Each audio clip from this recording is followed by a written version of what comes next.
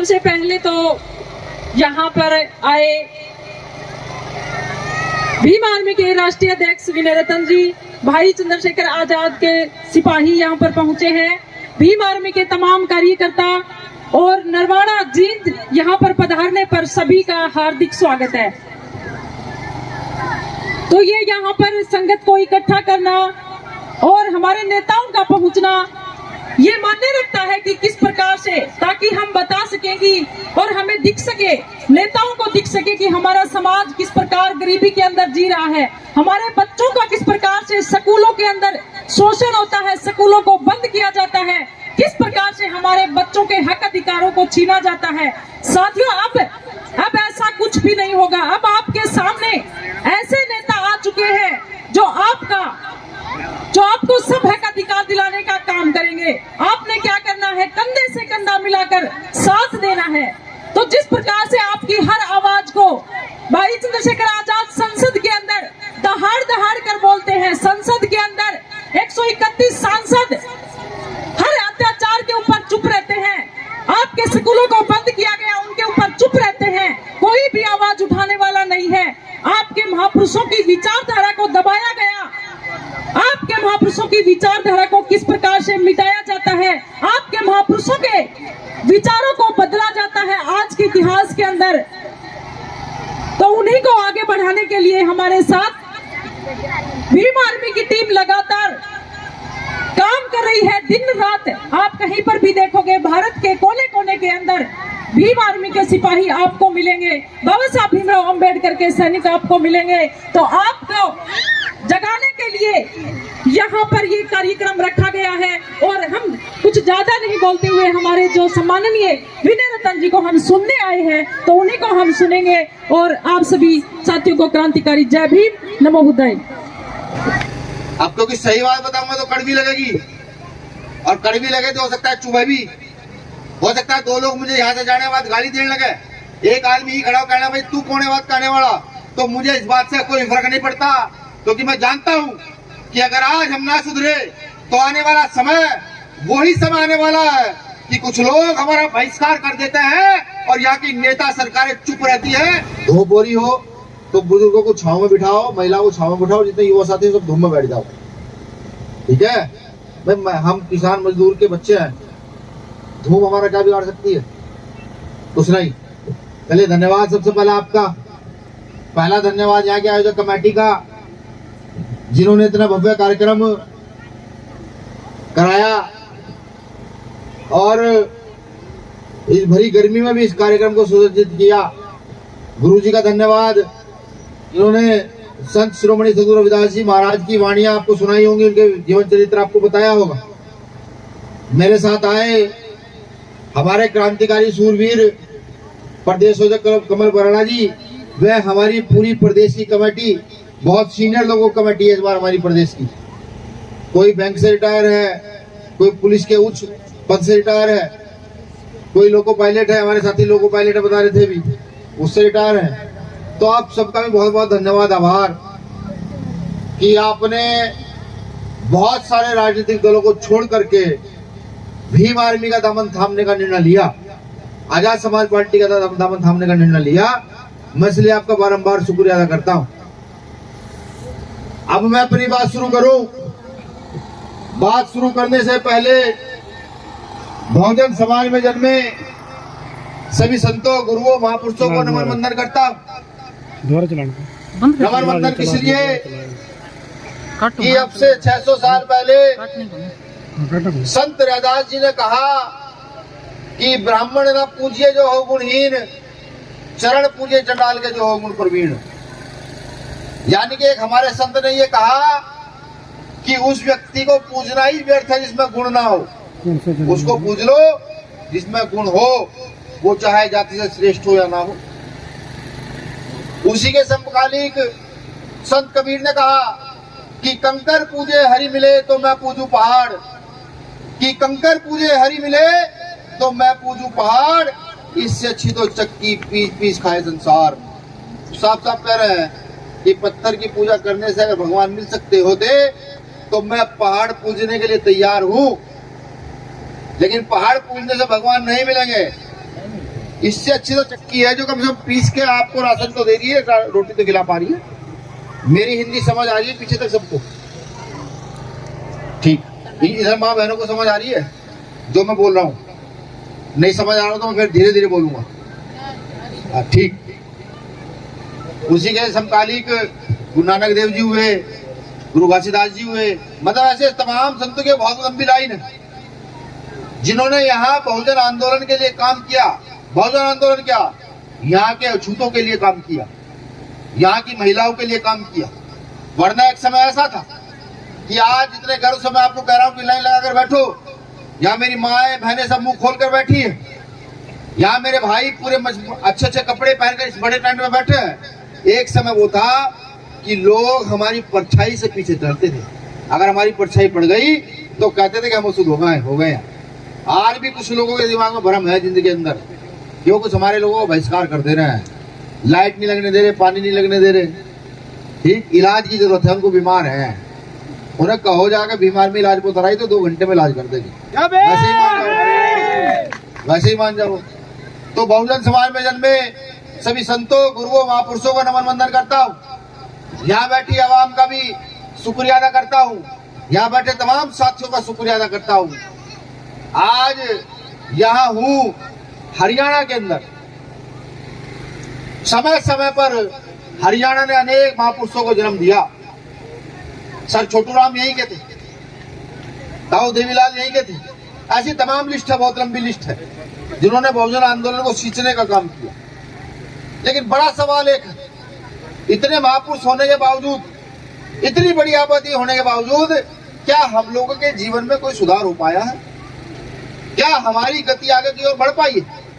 और अगर नहीं बढ़ पाई है तो क्यों नहीं बढ़ पाई है, ये बड़ा सवाल है।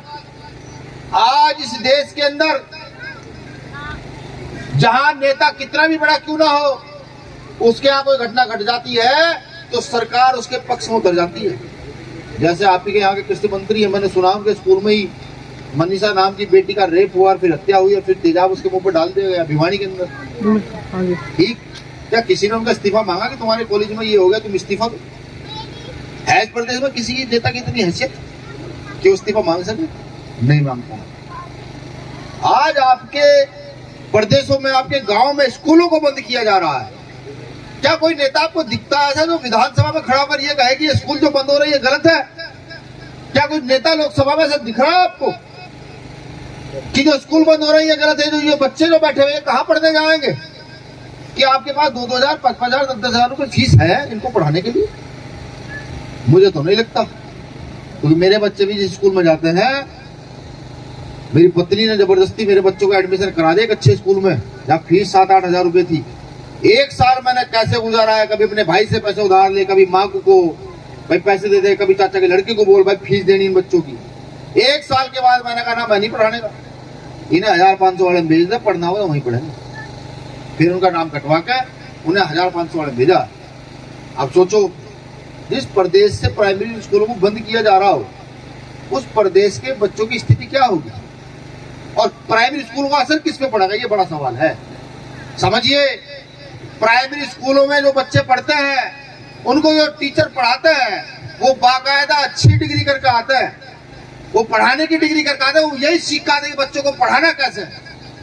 और ये जो प्राइवेट स्कूल खोले जा रहे हैं पूरे देश के अंदर, उसमें इंटर पास, बीए किए हुए बच्चे, बीएड, बीटीसी, माफी चाहूंगा, बीए किए हुए, एमए किए हुए, बीएससी किए हुए बच्चे जाकर पढ़ाते हैं कम तनख्वाह पर।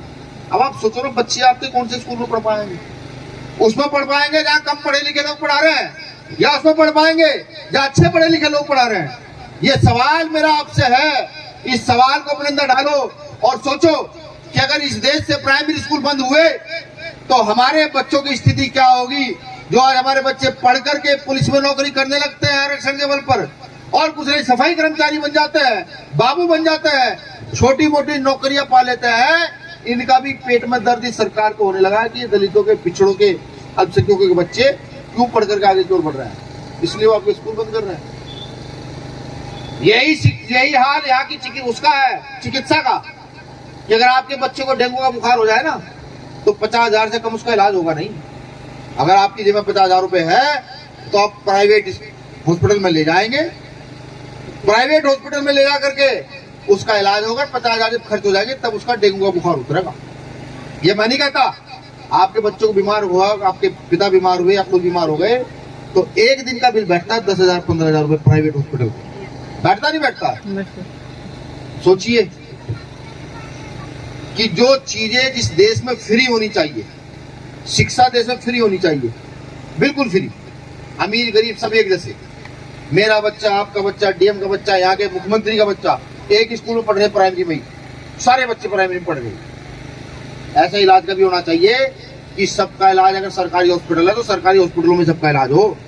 पता तो लगे कि जब डेंगू का बुखार मुख्यमंत्री को होगा, डेंगू का बुखार मंत्रियों को होगा, डेंगू का बुखार यहाँ के डीएम को होगा और डेंगू का बुखार आपको मुझे होगा, पता लग रहा है एक कमरे में एक लाइन पे बेड लगे हुए हैं। अगर एसी में पड़े तो सारे एसी में पड़े हैं, मैं भी एसी में पड़ा हूँ, और पंखे में पड़े तो वो भी पंखे पड़े, मैं भी पंखे पड़ा हूँ, और गर्मी में सड़ रहे तो यहाँ का मुख्यमंत्री भी गर्मी में सड़ रहा है, यहाँ का किसान भी गर्मी में सड़ रहा है। ये व्यवस्था होनी चाहिए, नहीं होनी चाहिए? हाँ ना, बताओ। होनी चाहिए ना। अब देखो, अब मेरे कुछ कड़वे शब्द हो सकता है आपको चुभे, हो सकता है आपको बुरे लगे, ठीक है, आपको बुरे लगे, मुझे कोई फर्क नहीं पड़ता है, क्योंकि जहां मैं खड़ा हूँ, जिस काम को मैं कर रहा हूँ, इसी काम को अगर मैं सही समाज को न बता पाऊं तो मेरा यहाँ खड़े रहना गलत है, अम्बेडकरवादी होना गलत है। इससे अच्छा मैं अपने घर जाऊं, कहीं तैयारी करके अपनी नौकरी करूं या कोई बिजनेस करूं, वो ठीक है।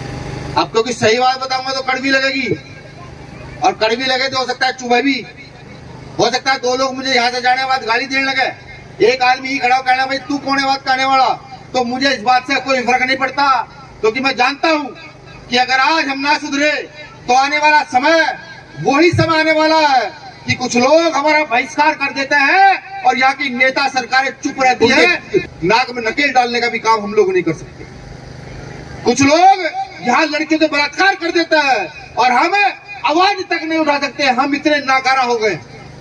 मैं 26 जनवरी 1950 को आप सबको लेकर के चलूंगा, यहाँ जो बैठे दलित पिछड़ों की औलादे हैं उनको लेकर चलूंगा वहां, कि 26 जनवरी 1950 को जब इस देश का संविधान सभा में एक्सेप्ट किया गया तो बाबा साहब अम्बेडकर हत्थे में बाहर आते हैं, उनके साथ के नेताओं ने कहते हैं कि डॉक्टर अम्बेडकर बहुत खुश लग रहे हो। बाबा साहब कहते हैं बहुत खुश हूँ, रानी का पेट चिर दिया है, राजा रानी के पेट से जन्म नहीं लेगा, अब राजा मेरे लोगों के वोट से जन्म लेगा, या मजदूर किसान तय करेगा कि राजा कौन बनेगा। ये बाबा साहब कहते हैं। कब कहते हैं?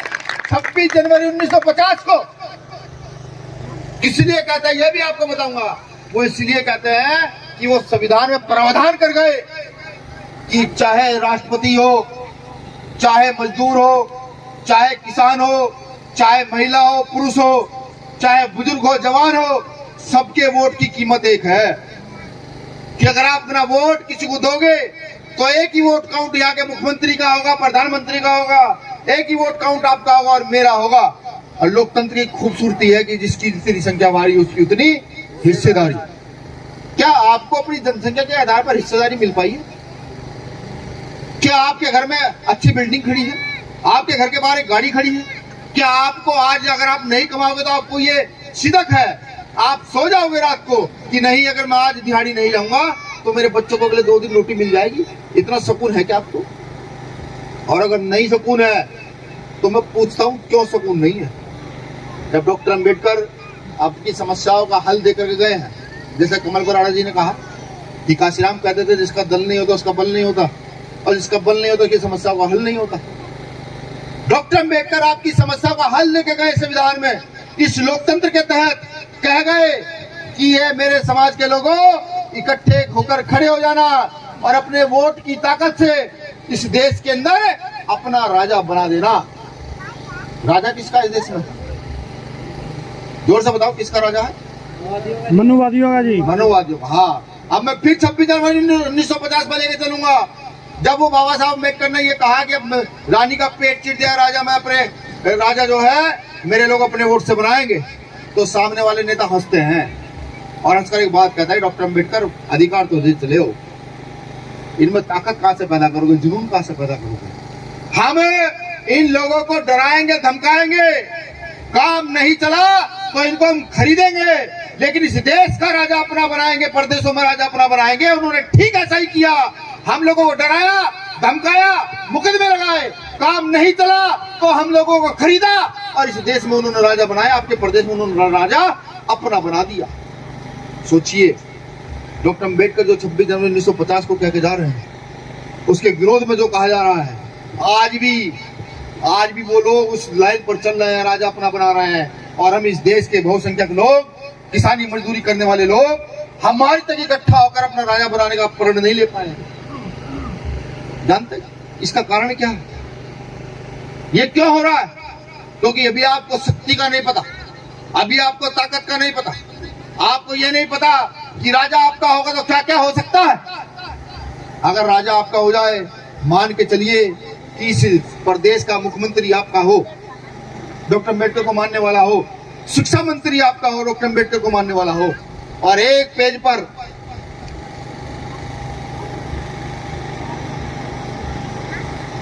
भैया देते यार, एक पेज देख रहे आप, ये इस पर 2 लाइन लिख करके किस देश, इस प्रदेश के अंदर हरियाणा प्रदेश में शिक्षा का एकीकरण किया जाता है। अब हर किसी का बच्चा एक जैसे स्कूल में पढ़ेगा, इन 2 लाइनों को लिखकर और शिक्षा मंत्री यहाँ नीचे साइन कर दे तो आपको क्या लगता है क्या हो जाएगा? जानते हैं क्या हो जाएगा? इस देश में ये कानून बने हुए हैं, कैबिनेट इस कानून को बनाने के लिए लड़ेगी कि एक जैसे स्कूल हो, इसलिए लड़ेगी।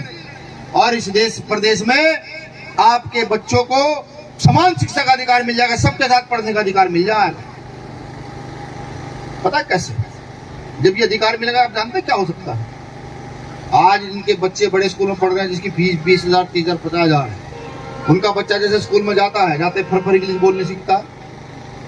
जैसे बच्चा स्कूल में जाता है वो फटाफट भाषण देना सीखता है, जैसे मैं बोल रहा हूँ, वो गाना गाना सीखता है, वो कुश्ती लड़नी सीखता है, वो कबड्डी सीखता है, वो खेलना सीखता है, वो डांस करना सीखता है। और बच्चा क्या सीखता है? हमारा बच्चा स्कूल में जाता है, बहुत पहले तो सीखता है दाल चावल, आज गोभी बनाई है ना मिड डे मील में सुविधा, गोभी की, खिचड़ी की, दाल की, कभी कदार पनीर भी आ जाता होगा, कड़ी भी बनती होगी। हमारा बड़ा क्यों सीख रहा है स्कूल में जाकर? सीख रहा नहीं सीख रहा? आप सोचो ना कि एक तरफ तो कॉन्वेंट शिक्षा जहाँ की फीस 30,000, 50,000 से शुरू होती है, जहाँ का बच्चा बहुत बहुत चीजें सीख रहा है। एक तरफ हमारा बच्चा जो ABCD के साथ साथ दाल चावल सीख रहा है, कौन सा बच्चा आगे बढ़ेगा? ये हमारी औलादें बढ़ जाएंगे आगे जो बैठी हुई है हिम्मत इनमें मुकाबला करने की, नहीं कर पाएंगे ना। लेकिन शिक्षा एक जैसी हो जाए, अगर तैरना सीखेंगे तो सारे सीखेंगे, गाना सीखेंगे तो सारे सीखेंगे, इंग्लिश सीखेंगे तो सारे सीखेंगे। अगर ऐसा हो जाए तो कुछ बुरा है? बुरा है क्या? अरे हो कैसे सकता है? ये हो सकता है आपके एक वोट से, मंत्रियों से नहीं, मुख्यमंत्रियों से नहीं, आपके एक वोट से कि आप अपने हिसाब किताब का नेता बना रहे हो या नहीं बना रहे हो, ये उससे हो सकता है। अपने जीवन को तो सोचो, आपके जीवन में क्या सुधार है? जो बुजुर्ग बैठे हैं ना, इन्होंने पूरा जीवन अपनी हड्डियों को गला गला करके हम जैसे लोगों को तैयार किया है, पूरी दिन की हड्डियां गला करके। आज भी कुछ बुजुर्ग ऐसे मिलते हैं कि जब मैं चला जाता तो खाट के सिराने नहीं बैठते, सिराने बैठने की आज भी उनकी हिम्मत नहीं होती। जब मैं हाथ पकड़े बताता हूँ, मैंने कहा नहीं बाबा, सिर्फ बैठना पड़ेगा, सिराना ही। ये तुम्हारे बच्चे जो है इतने मजबूत हो लिए, सिराना छीन लेते हैं दूसरे से, ठीक। लेकिन आज भी हमारी समस्याओं का समाधान नहीं हो पा रहा। आज भी हम गरीब हैं, आज भी हमारी बेटियों का बलात्कार बड़े पैमाने पर है, ठीक है। आज भी इस देश में किसान आत्महत्या कर रहा है बड़े पैमाने पर। आज भी मजदूर का बच्चा जो सबसे ज्यादा मेहनत करता है मजदूर, उसके बच्चे को अच्छी शिक्षा नहीं है, उसका बच्चा तड़प तड़प के सरकारी हॉस्पिटल में मर जाता है, उसका इलाज सही नहीं हो पाता। इस सब का कारण हम हैं कि हमने अपने वोट का सही प्रयोग नहीं किया, हमने खुद की ताकत नहीं बनाई। अगर हम सब लोग इकट्ठा होकर के अपनी ताकत बनाते या अपने हिस्ट्री को भी देख लेते कि हमारे पुरखों के साथ यहाँ क्या क्या हुआ। जिस संत रविदास जी की आज वाणी आपने सुनी ना, इतने ओजस्वी थे कि जब बनारस में शास्त्रार्थ में बनारस के सारे पंडे हार गए तो संत रविदास जी को कंधे पे उठा करके, जो है ना, कंधे पे उठा करके पूरे बनारस का चक्कर कटवाया था, ठीक। हम उनकी औलादे हैं, समझे। लेकिन हम क्या करें, कैसे आगे बढ़े बताओ? अगर आप लोग ताकत नहीं देंगे कैसे आगे बढ़ा जाएगा? भाई चंद्रशेखर आजाद गए संसद में, भगवान वाल्मीकि के प्रकाश दिवस की छुट्टी नहीं देते थे, औकात हुई कि देनी पड़ी इस बार, दिया नहीं दी। संत गुरु रैदास जी की जयंती की छुट्टी नहीं देते थे, उन्हें छुट्टी देनी पड़ी। अगर आपका बच्चा अम्बेडकरवादी वहां पहुंच जाता है सही, तो वो उनकी तबियत ठीक कर देता अकेला ही। लेकिन एक के पहुंचने से होता कुछ नहीं है, वो लड़ सकता है, ठीक, लड़कर जीत नहीं सकता। जीतता वो है जिसके साथ उसकी सेना भी साथ होती है, ठीक। तो मैं यही कहने आया हूं, यहाँ भाषण देने नहीं आया, ना आपकी तालियां लूटने आया। मैं ये कहना है सुधरने का समय है। वो लोग स्कूल बेच रहे हैं, वो लोग नौकरियां बेच रहे हैं, वो आरक्षण के नाम पर हमें ठग रहे हैं, वो हमें फूट डाल रहे हैं। ये उनको बताओ कि अब हम यहाँ राज स्थापित करेंगे।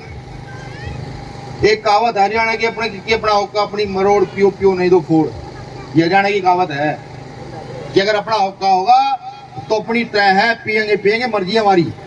तो इसलिए सरकार अपनी होगी ना तो अपनी मर्जी है, इसे कितना कहाँ क्या देना है, कोई दूसरा तय नहीं करेगा, हम तय करेंगे हम।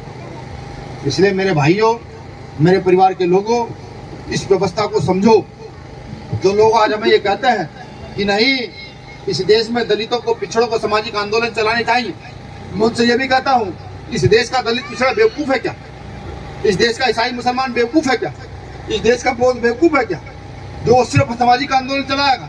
जब राजनीति ताकत की बात आएगी कुर्सी पर बैठोगे तुम, जब फैसलों की बात आएगी कुर्सी पर बैठोगे तुम, जब हमारे अधिकार की बात आएगी इसको छीन कर दे दोगे दूसरे के हाथ में। नहीं, ये होगा नहीं। कमर कस लो। मैं कहता हूँ अपनी बहनों से भी जो स्कूल जा रही हैं कि भाषण देना सीखो। कोई नेता आपके क्षेत्र में आए, कोई अधिकारी आपके क्षेत्र में आए, उससे पूछो कि तुम इतने दिन विधायक रहे, तुम इतने दिन सरपंच रहे, तुम इतने दिन मेंबर ऑफ पार्लियामेंट रहे, हमारे क्षेत्र का उत्थान कैसा नहीं किया? ये पूछना शुरू करो। मैं लिख कर देता हूँ, ये पूछना शुरू करोगे मुकदमे तो लग सकते हैं, लेकिन विधायक और एमपी ने आपके गांव में आना बंद कर दिया ना, मुझे कहना भैया क्या कह गए थे, बंद कर देंगे, क्योंकि उन्होंने आपके गांव की खड़ंजे का पैसा खाया हुआ है। वो नहीं आएंगे। वो जो नल आपके कॉलोनी में लगने चाहिए थे वो नहीं लगे, वो इसलिए नहीं आएंगे। उन्हें सिर्फ सरकार से मतलब है, उन्हें अच्छी अच्छी गाड़ियों से मतलब है, उन्हें आपके हक अधिकार से कोई मतलब नहीं। अभी मेरे कुछ साथियों ने बताया कि यहाँ क्रिश्चियन समाज के लोगों पर कुछ लोगों ने हमला कर दिया, कुछ लोगों ने जाकर के उनके साथ गलत करने का काम किया। तो मैं सबसे कहता हूँ, उनसे भी कहता हूँ जो हमला करते हैं, देखो हमला करने में हमसे बेहतर कोई है नहीं। हमारा इतिहास है इस देश के अंदर। जमा रेजिमेंट ने सुभाष चंद्र बोस का साथ देने के लिए हथियार छोड़ दिए थे अंग्रेजों की तरफ से लड़ने की बजाय, वो सुभाष चंद्र बोस के साथ जाकर खड़ी हो गई थी।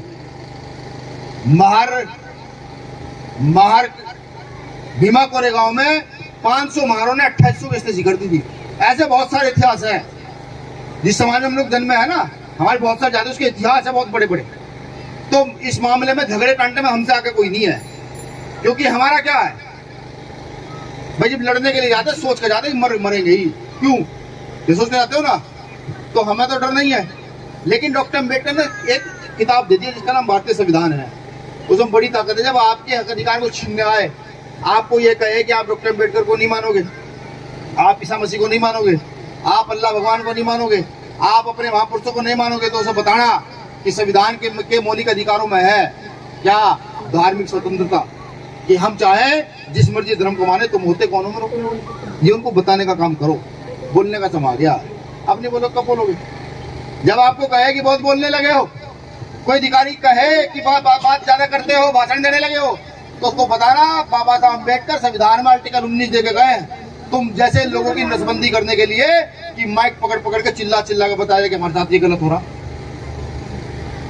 जब कोई ये कहे कि नहीं अब तुम्हारे बच्चे पढ़ नहीं सकते, जब कोई तुम्हारा बहिष्कार करे शिक्षा को लेकर, तो उसको ये बताना कि कॉन्स्टिट्यूशन का आर्टिकल 19 ये अधिकार हमें देता है कि हम अपने बच्चे को तुझसे ज्यादा अच्छा पढ़ा कर दिखाएंगे, ये बताना।